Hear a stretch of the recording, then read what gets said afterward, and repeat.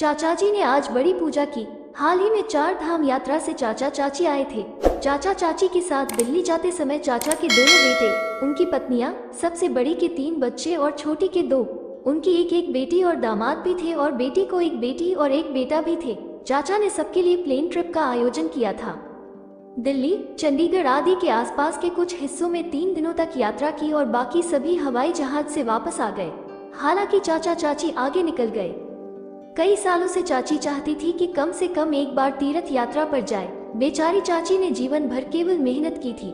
जब उनकी शादी हुई तो वो जॉइंट फैमिली वाले घर में आई।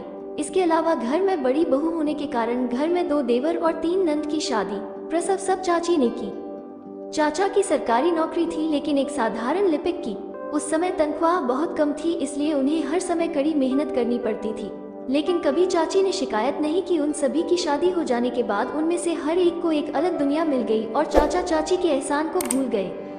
इसके अलावा उनकी अपनी दुनिया भी फल फूल रही थी। तब खर्चा इतना था कि घूमने की तो बात ही दूर की। रिटायरमेंट के बाद मिले पैसों से और जीवन भर की बचत से 2 मंजिला मकान बनाया और 2 बच्चों के जीवन यापन की समस्या दूर हो गई।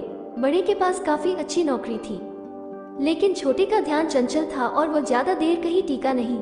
अंत में उसके चाचा ने उसे दुकान लगाने के लिए पैसे दिए। लड़कियों के लिए एक अच्छा घर देखने के बाद सब कुछ ठीक हो जाता है।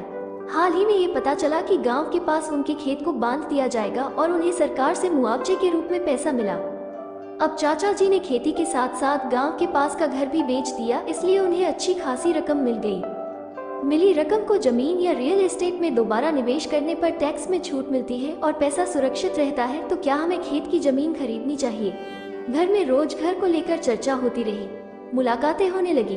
दलाल का आना जाना बढ़ गया। चाचा जी को तो समझ में नहीं आ रहा था कि क्या करें। इसी समय चाची ने कहा कि वो 4 धाम यात्रा पर जाना चाहती है, इसलिए भले ही यह यात्रा निकाली गई। चाचा ने कम से कम 3 दिनों तक सभी को खुश किया और फिर आगे बढ़ गए। लेकिन जब तक वो वहाँ थे, बहन और भाई की दैनिक सलाह जारी रही। सबको डर था कि अब चाचा चाची न जाने कितना खर्च कर देंगे, हमारे लिए कुछ रखेंगे भी या नहीं, हमारा भी अधिकार है।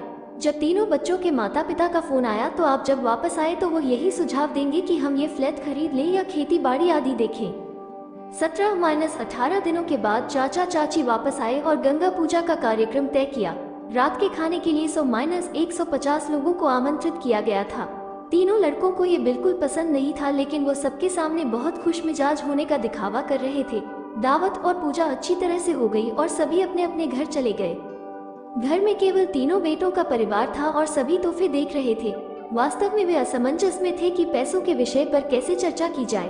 अंत में छोटे लड़के ने एक बार कहा, पापा मेरे दोस्त ने अभी एक फ्लैट खरीदा है, जैसे कि निर्माण चल रहा है, अभी कीमत कम है, वो कम पैसे में 3 फ्लैट छोड़ देगा, क्यों न जाकर इस रविवार को देख कर आए।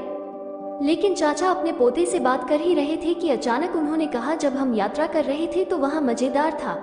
एक मंदिर में बहुत अच्छा उत्सव चल रहा था। रात का खाना चल रहा था, बहुत भीड़ थी और बहुत सारे व्यंजन पके हुए थे।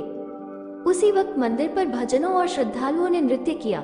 मैं धीरे धीरे यहाँ सोचकर मंदिर के दर्शन मिलेंगे या नहीं, लेकिन कमरा बिल्कुल खाली था।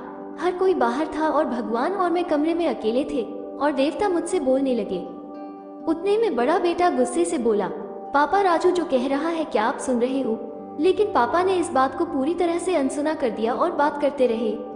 भगवान ने कहा कि देखो सुंदर, ये मेरे नाम पर उत्सव है, पर मौज सबकी है।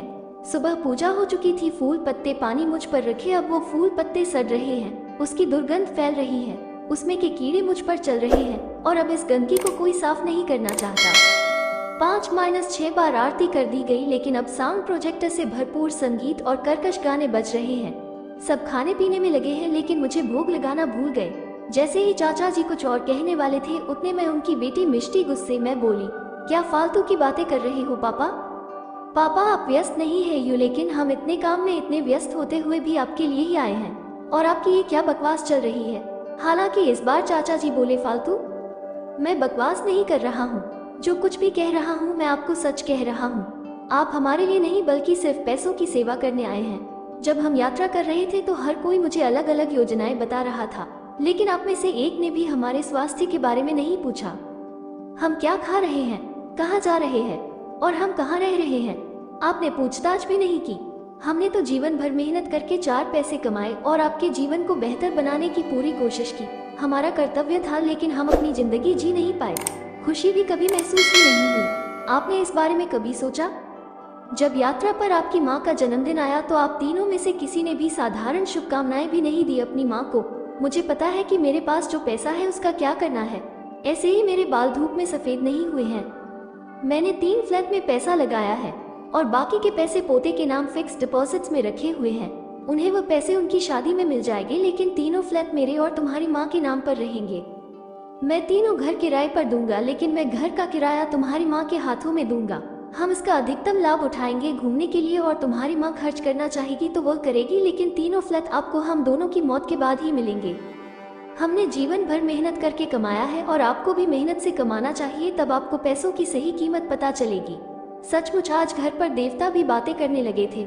मंदिर के भगवान को साज सजावट और दिखावा नहीं चाहिए, उन्हें मन से भक्ति चाहिए, और घर में देवताओं को चाहिए थोड़ा सा प्यार। क्या उन्हें ये सब मिलेगा?